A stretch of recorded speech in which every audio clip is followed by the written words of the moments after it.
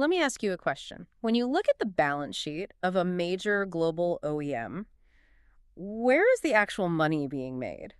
Most people would guess it's the cars themselves, right? Exactly. I mean, it is so easy to get distracted by the launch events, the billion-dollar assembly lines, and just the top-line revenue of pushing, $60,000 units off the lot. Yeah, you'd think the margin is in the metal. Right, but the reality is entirely different. The vehicle itself is basically a loss leader. The real engine of profit is actually sitting out back in the service bays and the parts distribution centers. The aftermarket. The aftermarket. So welcome to Aftermarket Unlocked, brought to you by Intellinet Systems. Today, we are taking a deep dive into the underlying architecture of this exact space. It's a space that doesn't get enough attention, honestly. Not nearly enough. We're looking at why these automotive giants are sitting on a staggering pile of cash, why they are actively bleeding it out to independent competitors, and how the entire ecosystem is being forced to rewire itself. Yeah, completely rewire around AI and predictive data. It is a phenomenal shift in market dynamics. It really is. And I want to set the stage for you, the listener, because we have to define what the aftermarket actually is, right? Right. I mean, for decades, the aftermarket has been treated as this sleepy support function, just an afterthought. Basically everything that happens after the initial sale. Right. Replacement parts, collision repair, accessories. You build the car, you sell the car, and then you just sort of passively supply the replacement parts when things break. Yeah. But you cannot run that playbook anymore. The stakes are just way too high now. Way too high. We are talking about a global aftermarket valued at over $430 billion right now. And it's projected to hit $565 billion by 2033. Okay, let's unpack this, because if the market is that massive, the logical assumption is that the OEMs who engineer the vehicles are dominating it. Right. They built the car, they should own the repair. But they aren't. They capture less than 25% of that revenue. It's wild. They are leaving hundreds of billions of dollars on the table. And to really understand the scale of that failure, we have to look at the margin reality. I mean, parts and service contribute up to 40% of an OEM's total profits. Yeah, the gross margins on genuine spare parts consistently sit between 30 and 50%. Which is roughly 4 times higher than the margin on a new vehicle sale. Exactly. So if this is the actual cash cow, why are they leaking so much of it to the independents? Right. Why are they losing their grip? Well, it's because they have built an incredible product, but a terrible funnel. There are essentially these 3 massive holes in their bucket, and revenue is just pouring out. Okay, so what's the first hole? The first one is discoverability. I mean, you can have the best engineered water pump in the world, but if a technician cannot instantly verify that it fits the specific VIN sitting in their bay, they aren't going to buy it. They don't have time to guess. Exactly. The data indicates that 43% of buyers abandon their search for genuine parts, strictly because of a poor catalog user experience. Which feeds directly into the second hole, right? Speed. Oh, speed is everything. Because unplanned equipment downtime costs something like $50 billion globally every year.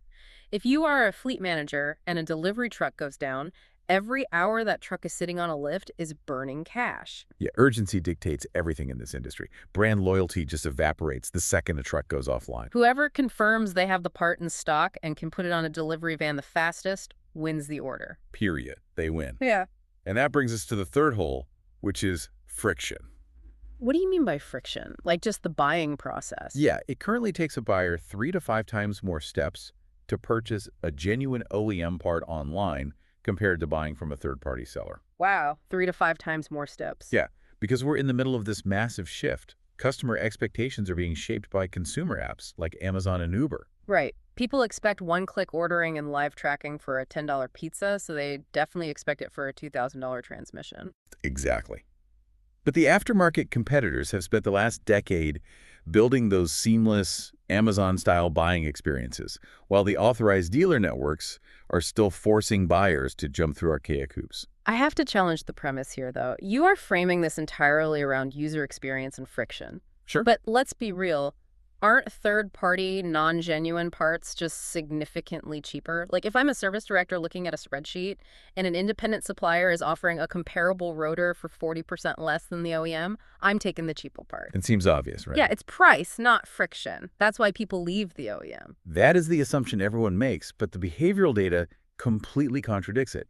It is fundamentally not about price. Really? Really. In fact, 92% of customers actually prefer genuine OEM parts, but only if they are genuinely easy to find and purchase online. Wait, 92%? Yeah. Think about the risk profile for a repair shop. If they install a cheaper, inferior part and it fails, they have to eat the labor cost of doing the job twice. Plus, they damage their reputation with the customer. Exactly. They want the genuine part because it guarantees fit and limits their liability. So why do they go to the independent supplier then? Because buyers in this space don't wait around, they substitute. If that independent supplier has a clean API, a frictionless website, confirms exact fitment instantly, and guarantees afternoon delivery, they win. Even if the part is slightly inferior. Even then. And here is the kicker. Once that buyer develops the habit of going outside the authorized network, because it's easier, they are effectively lost. So you do not lose this market on the price tag. You lose it on the workflow. You lose it on the workflow. Yeah, that makes a lot of sense. It's like buying airline tickets. People used to call a travel agent or the airline directly. Right. Now, if an airline makes you click through 6 pages just to see if a seat is available, you just go to a third-party aggregator and buy whatever is easiest. Exactly. Yeah. And this need for a modern experience is hitting exactly when the macroeconomic environment is forcing the aftermarket into overdrive. Yeah, the timing is critical here. Let's talk about the interest rate environment. It's brutal out there. It is. New vehicle financing rates are pushing 7.6%, and used vehicle rates are north of 11%. Monthly payments over $1,000 are standard now. Which means tighter lending standards and massive negative equity are keeping buyers out of the showroom entirely. Which means the life cycle of the average vehicle is stretching. People have to repair because they simply cannot afford to replace. Exactly. Which drives a sustained massive spike in aftermarket demand. But this is where the structural divide in the industry gets really stark. You have traditional legacy OEMs trying to capture this demand, and you have EV startups entering the fray. And that EV transition is a massive shift, right? Completely reinvents aftermarket complexity. The EVs have a huge structural advantage here, don't they? Because they are operating on a completely blank slate. It is a completely different ballgame. Yeah. They are architecting their aftermarket ecosystems natively for direct-to-consumer, or DTC, from day one. Bypassing the traditional distribution headaches entirely. Exactly. An EV startup builds a unified data schema from the jump. Their engineering data, their parts catalog, their warranty claims, and their customer app all speak the exact same language. They don't have to navigate decades of manual workarounds. No, they don't. But hold on, let's play devil's advocate for a second. Legacy OEMs have billions of dollars in free cash flow and armies of developers. That's true. Why can't they just look at the DTC model and replicate it? At the end of the day, isn't this just a software problem? You hire a great UI team, build a clean portal, and route the orders. It sounds so simple when you say it like that. Right. Why is it taking them years to do what a startup does in months? Because you cannot just layer a slick UI over a fundamentally broken architecture. And this is actually one of the 4 major mistakes OEMs make when trying to modernize. Treating it as an IT project instead of a business transformation. Exactly. Imagine a legacy OEM. Uh-huh. In 1998, they acquired a European brand. Hmm. In 2005, they bought a commercial truck division. Over 40 years, they have bolted together 5 different ERPs. Their warranty system is running on a mainframe that speaks a different coding language than their American dealer platform. Wow. Okay. Their global supply chain data is fragmented across thousands of disconnected silos. So they're solving problems in silos with disconnected systems. So they aren't just building a website, they are trying to untangle a massive hairball of legacy tech debt. Precisely. If you try to layer AI or a modern DTC interface onto that kind of fragmented workflow, it just fails. Yeah. It hallucinates parts, it misroutes orders, it creates absolute chaos. Because the underlying data is garbage. Right. For a legacy OEM, the bottleneck isn't the front-end website. It is the incredibly tedious, expensive work of normalizing decades of dirty data so that an AI can actually make sense of it. And nowhere is that dirty data more painful than the parts catalog itself, right? Oh, the catalog is ground zero for this problem. We are looking at the death of the PDF right now. For decades, the standard operating procedure for OEMs was to create these massive, hundreds of pages long PDF catalogs and just dump them on a dealer portal. Which is a nightmare when you consider how dynamic an automotive supply chain actually is. Right, because parts are constantly being revised. A supplier changes a material, an engineering drawing is updated, an old part number is superseded by 3 new variant part numbers. And tracking those supersessions across a global network using static PDFs is nearly impossible. Let's talk about what that actually looks like for the technician on the ground. Like, a mechanic has a car on the lift, they pull up a PDF to find a compressor, they find the part number, punch it into the ordering system, and the system just says obsolete. Yeah, that happens all the time. Now what?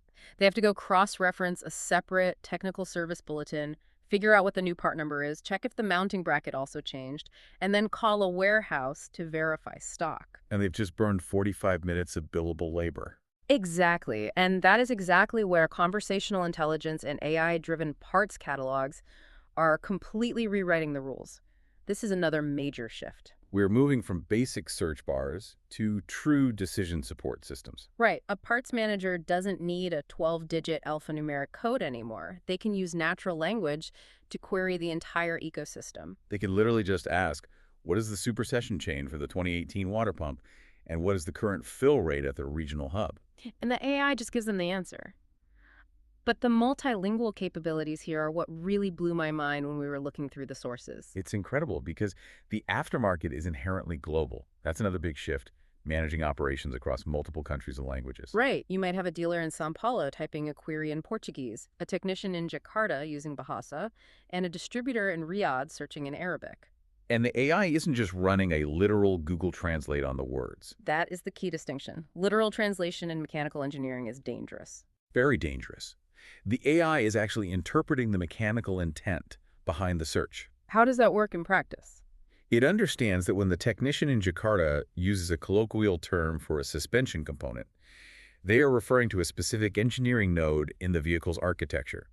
It bridges the gap between regional slang and the OEM's master data. It's about time, honestly. Trying to fix a modern sensor-heavy vehicle using a static PDF is like trying to debug a complex software program using a printed encyclopedia. It just doesn't work anymore. The vehicle is a rolling supercomputer. The diagnostic and repair tools need to match that level of sophistication. And when you finally fix this catalog issue, it triggers a massive downstream effect, particularly with the B2C dealer commerce model. Right, because it solves one of the oldest structural problems in the industry channel conflict. Historically, OEMs were terrified of selling directly to consumers because they didn't want to cannibalize their own franchise dealers. Right, if the OEM sells the part online, the dealer screams that they're being cut out of the profit. But the modern digital infrastructure completely and neatly sidesteps this. How so? The customer goes to a unified OEM portal, gets a frictionless, Amazon-like experience to find the exact genuine part they need, and checks out. But the AI routes that fulfillment directly to the nearest authorized dealer. Ah, so the OEM controls the brand experience and captures the data, but the local dealer fulfills the order and keeps the revenue. Everyone wins. OEMs piloting this exact model are seeing an average of 22% uplift in genuine parts revenue. Wow, 22%. Yeah, when you remove the friction, the money flows back into the authorized ecosystem. Okay, so the digital search is solved, the data is unified, but the physical reality of the aftermarket hasn't changed. Parts still have to get put onto trucks. Right, someone has to move the metal. Sales reps still have to physically drive to independent garages and collision centers to manage relationships. And this physical ground game is where the technology is getting aggressively applied next. Salesforce automation. Yeah, we are talking about mobile order capture, route planners optimizing daily visits based on live traffic, and geotagged attendance. It's really about optimizing the human element of the supply chain. Before this, a sales rep would visit 5 garages, take notes on a legal pad, and then spend 2 hours at home manually entering orders into an ERP. Which inevitably leads to delayed shipping or transcription errors. Exactly. Now, the order is captured on a tablet, structured instantly against live inventory, and processed before the rep even leaves the garage parking lot. I am going to push back hard on some of these features, though. Route optimization is great, but geotagged attendance. You think it's too much? Forcing a rep to mathematically prove their exact GPS coordinates before they can clock into a sales call. If you take a 20-year veteran parts rep, a road warrior who has Mhm. built these relationships over decades, and you tell them they have to geotag or coffee breaks, they are going to revolt. They absolutely will if it's done wrong. It feels incredibly invasive. How does this tech not just completely alienate the workforce? Well, this gets into another one of those common mistakes OEMs make under investing in dealer onboarding and adoption. Ah, just forcing it on them. Right. But if the system is designed correctly, it isn't implemented as a surveillance tool. It is implemented as a co-pilot.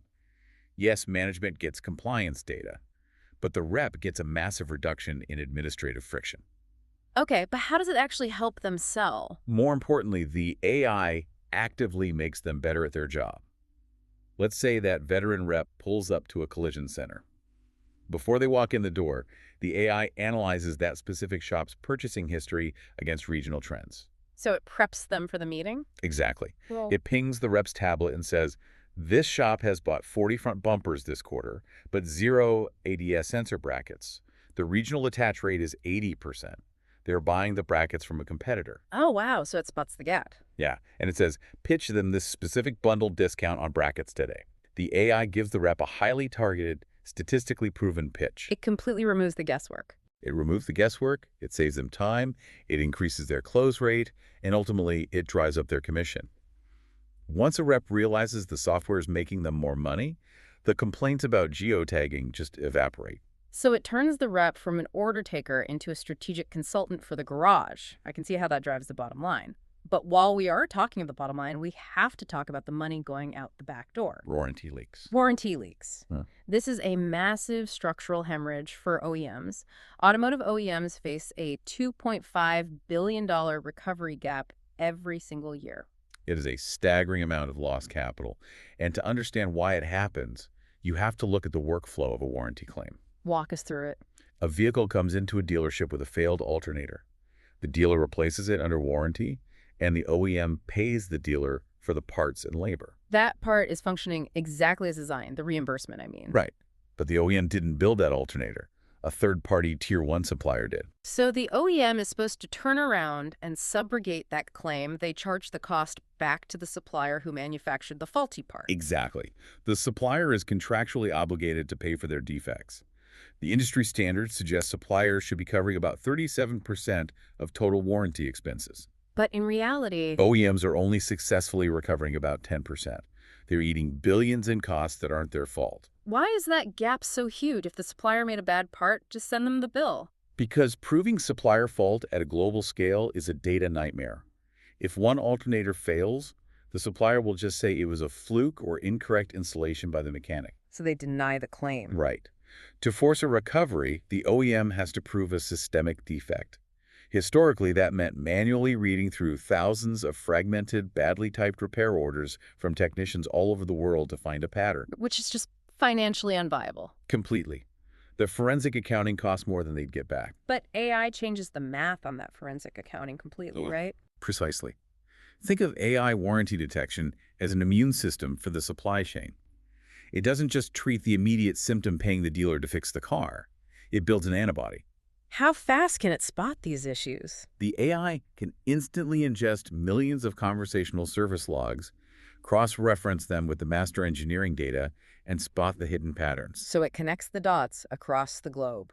It can definitively say, these 4,000 alternator failures across 3 continents were all linked to a specific manufacturing batch from this specific supplier facility in this specific month. It builds an airtight, data-backed case instantly. It closes the loop and forces the supplier to pay up, stopping that $2.5 billion bleed. It turns a massive operational loss into recovered capital. Right. And that capital can be reinvested into further digitizing the ecosystem. Which is why OEMs can't afford to make that fourth mistake we talked about earlier, waiting for the perfect moment to start this transformation. Right, there is no perfect moment. You just have to start modernizing. And we are going to get way deeper into the specifics of this modernization in future deep dives. We're going to cover exactly how much wrong parts orders are costing dealers. We're going to dig into the mechanics of warranty fraud, how broken service manual distribution is stalling repairs, and really get into the weeds on dealer visibility and EV aftermarket complexity. Those are going to be some great discussions. There's a lot to unpack there. Definitely. But for today, which brings us to the ultimate takeaway for you, the listener, the narrative around the automotive industry is almost always focused on the showroom, the sheet metal, and the initial sale. It's the glamorous part of the business. Right. But the true battleground for margin is the aftermarket. It is a $430 billion arena where legacy giants are currently losing ground because they are trapped by their own friction. The paradigm has fundamentally shifted. Hmm. The winners in the next decade are not necessarily going to be the OEMs that manufacture the best physical replacement part. The winners will be the companies that build the most intelligent, frictionless digital workflows. Absolutely. If your catalog requires a mechanic to hunt through a PDF, or if your network cannot instantly confirm inventory, that customer will substitute your part for a competitor's. And once that habit is formed, getting them back is incredibly difficult. You cannot win a modern logistics war with 1990s infrastructure. You really can't. But as we wrap up this deep dive, there is one final massive complication looming on the horizon that could upend this entire ecosystem again. We touched on how vehicles are becoming rolling supercomputers. Right. Well, as ADAS advanced driver assistance systems like automatic braking and lane keeping become standard, the vehicle becomes hypersensitive to its own physical geometry. This is a critical tension point moving forward. Yeah. I mean, the aftermarket has historically been a purely mechanical domain, swapping out metal and plastic. Just undolt the old one, bolt on the new one. Exactly. But if a consumer installs a traditional aftermarket modification, say a heavy-duty front bumper or a suspension lift kit, it can permanently throw off the calibration of the vehicle's radar and LiDAR sensors. Exactly. You change the physical stance of the truck, and suddenly the autonomous software thinks the ground is 2 inches closer than it actually is. It's a huge safety issue. So the provocative question we want to leave you with today is this: how does the traditional aftermarket survive, let alone thrive, when replacing a simple physical part requires rewriting and recalibrating the vehicle's core autonomous software? It blurs the line entirely between hardware and software. The mechanics of the future won't just need wrenches, they will need access to the OEM's cryptographic source code. And whoever controls that access point controls the entire market. The grease and the code are becoming one and the same. And navigating that complexity is going to be the defining challenge for the next era of automotive engineering. That's all for this deep dive. Thanks for joining us on Aftermarket Unlocked, brought to you by Intellinet Systems. If you want to explore what modern aftermarket infrastructure really looks like for yourself, you can visit IntellinetSystem.com. We'll see you next time.